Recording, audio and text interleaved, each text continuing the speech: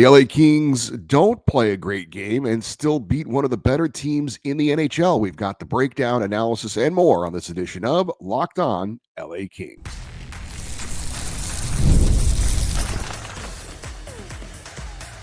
You are Locked On Kings, your daily podcast on the Los Angeles Kings, part of the Locked On Podcast Network, your team every day. Hey, Kings fans, welcome to Locked On LA Kings, part of the Locked On Podcast Network, your team every day. Thanks for making Locked On LA Kings your first listen every day. We are free and available wherever you get your podcasts and on YouTube. I'm Eddie Garcia, your host of Locked On LA Kings. I've worked in sports media for the past 30 years. I'm also co-host of the Puck Podcast, a weekly NHL review show that's been putting out content for the last 18 years, and a passionate LA Kings fan for over 30 years. You can enjoy the NFL season with a big return on FanDuel. New customers can place a $5 bet, and you'll get started with $150 in bonus bets if your first bet wins. Visit FanDuel.com to get started. Well, the LA Kings played game number 26 of the NHL season last night at home against the Dallas Stars. Kings looking to extend their season-high winning streak to 4 in a row after consecutive wins over the Jets, Ducks, and Senators. LA did make some roster moves before the game. Forward Trevor Lewis was placed on injured reserve. Goalie Darcy Kuemper was taken off IR, and goalie Eric Portillo was sent down to Ontario in the AHL. As for the lineup in this one, head coach Jim Hiller, the Kings never shy about trying different things and mixing things up, but rarely does he do it after a win, much less 3 wins in a row. But the Kings, for the first time this season, went with the 11-7 setup. That's 11 forwards and 7 defensemen. The top line was Anze Kopitar centering Adrian Kempe and Trevor Moore. Second line was Quinton Byfield with Tanner Jeannot and Warren Foegele. The third line was Philip Deneau centering Kevin Fiala and Alex Laferriere. And the fourth line had Samuel Hellenius at center with Alex Turcotte, and the other winger would be rotated throughout the game. The defensive pairs were Mikey Anderson and Vladislav Gavrikov, Joel Edmondson and Brant Clark, Jacob Moverara and Jordan Spence, with Kyle Burroughs also in the mix. His first game since November the 7th. David Riddick was the starting goaltender, but Darcy Kuemper did serve as the backup in this one. So Darcy is ready for game action, but they decided on home ice with the way that David Riddick has been playing to go with him in this one. And I thought that was a wise decision. As for the game summary in this one against the Dallas Stars, well, the Kings started about as poorly as you can. They took a penalty in the opening seconds, and that led to a power play goal. And the Kings, just like that, were down 1-0 very early, and the Stars would add another goal to make it 2-0. LA was stuck in their own end most of the first period. They were missing the net on the few shot attempts they did have. The Kings didn't have a shot on goal for the first 10 minutes of the game and finished with just 3 shots on goal in what was a poor opening period. LA needed to show some pushback in the second period, and they would do just that and get the all-important next goal as well. Tanner Jeannot with a putback off the boards. Then they would get a point shot from defenseman Joel Edmondson. It hit something on the way in, and suddenly we were tied 2-2 heading into the third. In the third period, the lone goal of that final period would come on a nice effort from the Kings' Warren Foegele, a strong move behind the net, and a wraparound stuff-in. David Riddick made several key saves down the stretch, and the Kings would rally for a 3-2 win. It's the first time this season the Kings were down in a game 2-0 and have come back to get a victory. As for the stats in this one, mostly favored the Dallas Stars thanks to that poor opening period by the Kings, but LA gets the win 3-2. They were outshot 28-17. The Stars got the only power play goal of the game. They were 1 for 2 with a man advantage. LA was 0 for 2. Faceoffs did favor the Kings 31-23. Hits favored Dallas 28-22, and block shots favored the Kings 21-13. We talked about the keys to victory on our Wednesday preview show. And my first key to victory was strike first. Well, that didn't happen. As a matter of fact, the Kings were down almost immediately, 2 minutes, 34 seconds in the game, and they trailed 1-0. My third key was to win the special teams battle. That obviously didn't happen. Not only did the Kings end up going down 1-0, it was a power play goal that put them down 1-0. Kings would end up losing the special teams battle, as I mentioned, as Dallas got a power play goal and the Kings did not. However, the second key to victory, keeping the formula going, the Kings did do that, which was probably the most important thing. They got on the forecheck. They got shots and bodies to the net. Now, they did do this after the first period because they didn't do it in the first period. Tanner Jeannot's goal going to the net, shooting it wide off the boards, and then putting in his own rebound. The Joel Edmondson goal, shot from the point, deflects off a Dallas player. There's traffic in front. And then the Warren Fogle goal, a wraparound stuff in, shots and bodies to the net. The Kings did do that, and that was enough for them to be able to come back and get a big victory. So what was good from a team standpoint for the LA Kings? Well, their stick-to-itiveness, if that is an actual word. The Kings coming back from a bad start, how they were able to get back and do what's been successful for them after not starting the right way, getting on the forecheck, getting pucks on net, going to the net, getting a win when their top players, their hottest skaters of late, didn't do much. Other guys, if you want to call them secondary guys, stepping up and getting the job done. Winning on a goal thanks from Joel Edmondson, Tanner Jeannot, and Warren Fogle. That has not been the formula for the Kings this season, but it was against the Dallas Stars. What was not so good for LA from a team standpoint? The start. Adrian Kempe takes a penalty 40 seconds into the game. Dallas scores, and the Kings could not get anything going at all after that. No shots on goal over the first 10 minutes of the game. They only had 3 shots on goal total in the first period. I get that the penalty right away doesn't help things, but after 3 days off, they should be flying around the ice. They were well rested and should have been ready to go at the opening faceoff. That was not the case. It is rare that you lose the first period of a game like this, but are able to rally and get the win. Power play still is an issue for the Kings. They had 2 power play opportunities, got 1 shot on goal, and did not do a good job setting up the power play at all. I know Dallas does have a good penalty kill, but 1 shot on 2 power play opportunities. Power play is still not getting it done. The quote of the game comes from Kings head coach Jim Hiller, who said, quote, "In the end, you got to find a way to win. And I thought that's what we have done here the last 3 games, is found a way to win in the third period. And you just don't get lucky. You have to go out and earn it. If you're not working, you're not going to win. Trust me." So you go there and you work, you get some bounces, you score a big goal, and it happens to go your way. But it's the commitment that you make, end quote. And the Kings had that commitment in the second and third period. But against a good team, you usually have to have 3 periods like that to get a victory.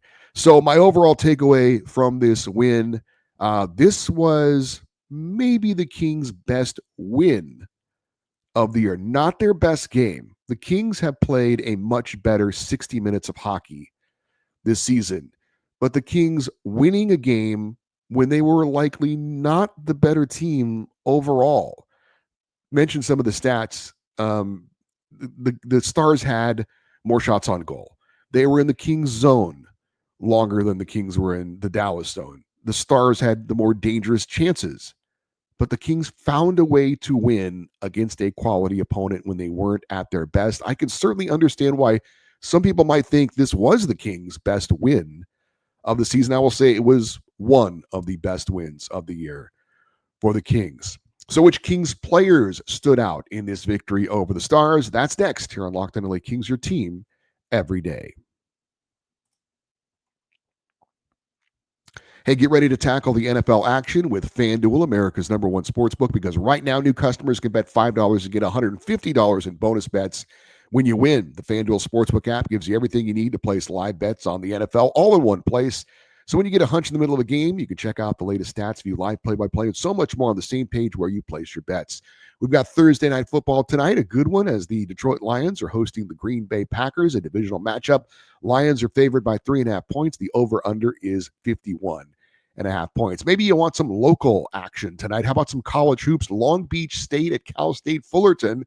Titans are 4.5-point favorites. The over-under is 127.5 points. Just visit FanDuel.com to join today, and you can place your bets. You get started with $150 in bonus bets if you win your first $5 bet. That's FanDuel.com, and never waste a hunch and make every moment more with FanDuel, the official sportsbook partner of the NFL.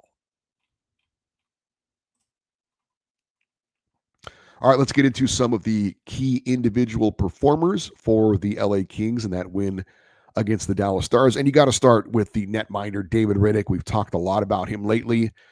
Big save Dave comes up big again on home ice. The 2 goals he allowed, not soft goals. The first goal for Dallas was with the Kings shorthanded. The Stars got a point blank opportunity from right in front of the net. Riddick made the initial save. Unfortunately, the rebound went right to Wyatt Johnston, and he was able to put it in. And then the second goal was an absolute laser into the top corner of the net. No goalie is going to stop that shot. But Riddick had several big saves in this one, particularly in the third period. Turned aside 26 of 28 shots, improving to 7-1 on home ice this year. He's got a 1.51 goals against average and a 931 save percentage at crypto.com arena. On the season, he's now 10-6 with a 2.45 GAA and a 891 save percentage. So David Riddick, once again, with a big effort and solid game for the LA Kings. Warren Foegele, probably his best game of the season for the LA Kings. He's probably been the Kings' most consistent player this season. No matter where he is in the lineup, he brings a tenacity and a hard work ethic. Always has energy and always seems to make good decisions. He's a good offensive and defensive player, just a well-rounded player.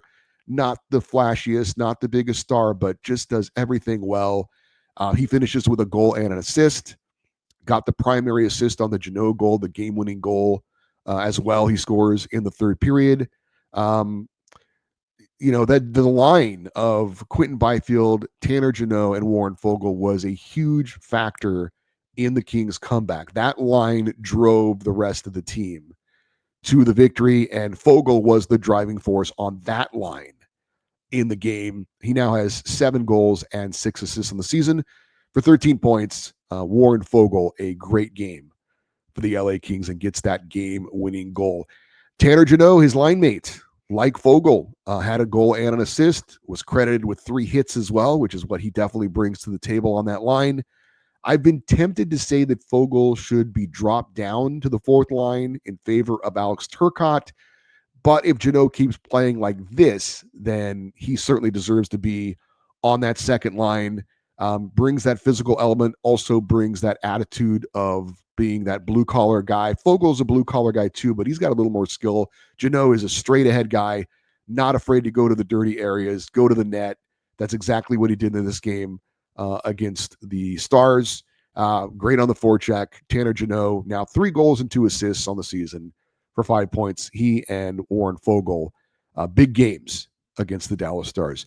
Kevin Fiala, I said the biggest spotlight was on him coming into this game, coming off his best game of the season. How did he follow it up? Well, it wasn't a great game for Kevin Fiala. I wouldn't say it was a bad game, but not what I was hoping to see, to be honest.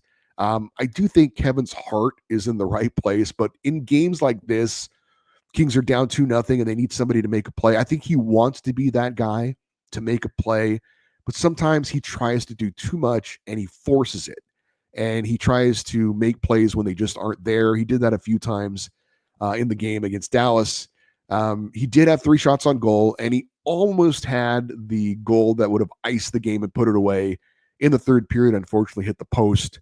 I wouldn't say it was bad Kevin, but it wasn't really good Kevin either. It was just, I don't know, okay Kevin. But disappointed a little bit that he wasn't able to follow up that great game he had with another good game. Quinton Byfield. Q was definitely a part of the Kings' best line in that game. I mentioned it with him and Tanner Jeannot and Warren Foegele, but he also didn't get a point. He was a +2, but only had 1 shot on goal. And I know there was some talk about the ice not being very good in the game against Dallas, but there were a couple times where he just didn't handle the puck cleanly. There was a 2-on-1 in the first period where he just lost the puck and the Kings didn't even get a shot on goal. He was 1 for 8 on faceoffs, which is not good. He did seem to be rushing things a bit at times. And he is trying to make plays for sure. He did have one really good play in the second period where he stick handled through 2 different Dallas defenders and made a real nice pass to Vladislav Gavrikov for a one-timer that Dallas goalie Jake Ottinger had to make a good save on. And then he was in front of the net on the Warren Foegele game winner. He was actually in the crease taking up a defender, and I think he also made Jake Ottinger kind of feel maybe a little uncomfortable because he was right there on top of him. So I'll give him credit for that. And he brought the energy like he always does, or most of the time. But it was odd that his two line mates had such big games and put up points, and Q didn't. I guess that's just kind of the way it's going for Quinton Byfield this season. Warren Foegele led the Kings in shots on goal with 4. Byfield, Foegele, Jordan Spence, and Jacob Morar were each tied at being +2. Alex Laferriere led the Kings in hits with 5 as he continues to do a great job forechecking for the line that he's been playing on. Jacob Morar led the Kings in blocked shots with 3. And Mikey Anderson led the Kings in time on ice with 24 minutes and 7 seconds, 7 seconds more than his defensive partner, Vladislav Gavrikov. Kings were able to win without their 3 hottest players doing much in this one. Adrian Kempe, Anze Kopitar, Alex Laferriere combined for 1 point.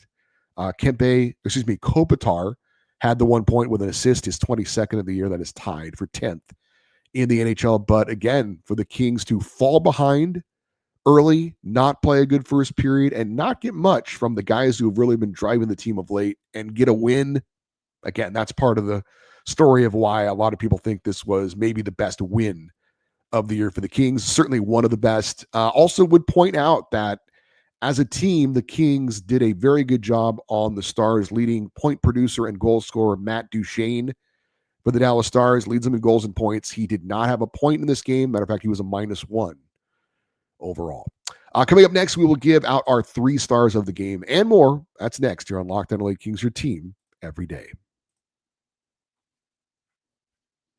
Those of us that live here in the LA area are so lucky to have the opportunity to go to so many amazing live events. Sports, of course, but it's not just about sports. There's also theater events, comedy shows, and of course, concerts too. And Gametime has the tickets to whatever you are into. Gametime has a new feature called Gametime Picks. It makes getting tickets easier and you save more. This feature shows you the total up front. There are no surprise fees at checkout. You can get a panoramic view from your seat in the app before you buy, so you know the exact sight line you're going to get from your seat. And they have the lowest price guaranteed, or Gametime will credit you 110% of the difference. You can go see the Rams host the Bills this Sunday for less than $100. Just download the Gametime app, create an account, and use the code LOCKEDONNHL for $20 off your first purchase. Terms apply. Again, create an account and redeem the code LOCKEDONNHL for $20 off. Download Gametime today. Last minute tickets, lowest price guaranteed. All right, it is time to pass out our 3 stars of the game. I always mention this is my favorite part of the show because it means the Kings have picked up a victory. And not a surprise, probably, just based on what we've talked about so far. But my number 3 star of the game is Kings goalie David Rittich. He did allow the 2 goals, but, and at home for him, that might seem like a bad game the way he's been going of late. But again, no soft goals. Again, that first goal shorthanded, and he makes the initial save. Unfortunately, the rebound was put in. Second goal, a perfectly placed shot into the top corner of the net. Otherwise, David Rittich was a rock in this one. Several big saves around the net. He did get called for a tripping penalty late in the game, and that did give Dallas a big opportunity to try and tie it up, but the Kings were able to kill it off. But overall, another very, very good performance from Big Save David Rittich. He's my number 3 star of the game. My number 2 star is Tanner Jeannot. Great putback goal for him. Now, did he intentionally shoot the puck off the boards so he could get to his own rebound? If he did, that's an amazing play. If he didn't, still a great job of sticking with it. That was a huge goal to get the Kings back in it when they were down 2-0. That is the type of goal that Tanner Jeannot is going to get for you. Go to the net, look for rebounds. Also, he had the assist on the Warren Foegele game-winning goal after stealing the puck from a Stars player. But the number 1 star in this one, no surprise, Warren Foegele. Game-winning goal was fantastic. Multiple moves around the back of the net to shake a defender, and then a hard wraparound, both skilled and powerful on the game-winning goal. Also had the primary assist on the Jeannot goal after intercepting a pass behind the net and then passing it off the net to Jeannot, which the guys on TNT swears that he did on purpose, and I think they're right. That was a great play by Warren Foegele. He is kind of a mix player. He's blue collar, and yet he does have some skill. He'll go straight ahead, go to the net, do the dirty things, but he also has the ability to make a nice pass or score a nice goal as well. So Warren Foegele, great all-around game for the LA Kings, and he is our number one star of the game in the win over Dallas. So the LA Kings are now 12-8-3 on the season for 33 points in 26 games. They are 4 points back of the Vegas Golden Knights for the lead in the Pacific Division. Unfortunately, Vegas was a winner in Anaheim last night as well, so the Kings were not able to gain any ground. But LA is still also 3 points up on both Vancouver and Calgary for that second spot in the division. So up next for the Kings, another tough test. This one closing out this stretch of games at home as they take on the Minnesota Wild, who have had a really good season so far. And that'll close out this big stretch of games for the Kings. We've talked about it.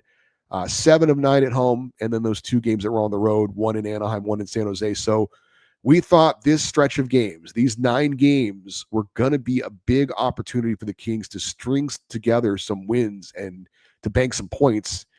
And regardless of how the game goes against Minnesota, LA has absolutely taken advantage of that stretch. 6-2 in 8 of the 9 games so far over the stretch. So I think we can definitely look back probably on the season and say that was a key stretch of games for the LA Kings. They've got a big road trip coming up after this Minnesota game. Hopefully they can close it out with a victory over the Wild and kind of send them off on a good note. But again, 7-9 games for the Kings, 6-2 so far. Still 1 game left to go against Minnesota, but it has been a very, very nice stretch of games for the Kings, and they have taken advantage of this opportunity. I did want to mention before we go that Kings defenseman Drew Doughty did not get selected by Team Canada for that Four Nations face-off coming up in February.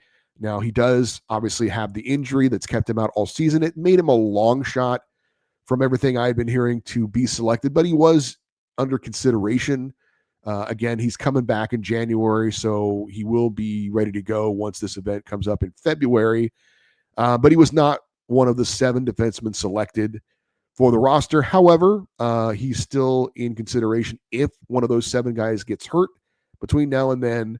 I think that, and if Drew's able to come back and look good, obviously from the injury, he'll be in consideration to be a replacement for Team Canada for that Four Nations face-off. But again, Drew Doughty not selected. Adrian Kempe, the only LA King that is likely going to be a part of that event. For your everydayers, those of you that listen and watch Locked On LA Kings every day, coming up on Friday, we will preview that Kings Wild matchup. But Friday is mostly about you. It is our weekly Kings fan feedback show. Be interested to get your thoughts on what's going on with the LA Kings of late, how they've played over this last 9 games, this 4-game winning streak, and of course the win over the Dallas Stars. Was it the biggest win of the season for the LA Kings? Question, comments, it's your chance to sound off. Send an email to lockedoneddie@gmail.com, EDDIE, and you can also leave your comments if you watch on YouTube in the comment section. We appreciate that as well. And we would love you to stay interactive with the show by following us on X, Twitter, and Instagram. We are at Locked On LA Kings. Thank you for making Locked On LA Kings your first listen today. For your second listen, check out Locked On Fantasy Hockey. Become a fantasy expert and get the edge over your league with daily tips from Steal and Flip. Find Locked On Fantasy Hockey on YouTube and wherever you get your podcast. That's going to do it for this edition of Locked On LA Kings. Thanks for listening and watching your team every day. We will talk to you on Friday. And as always, go Kings go.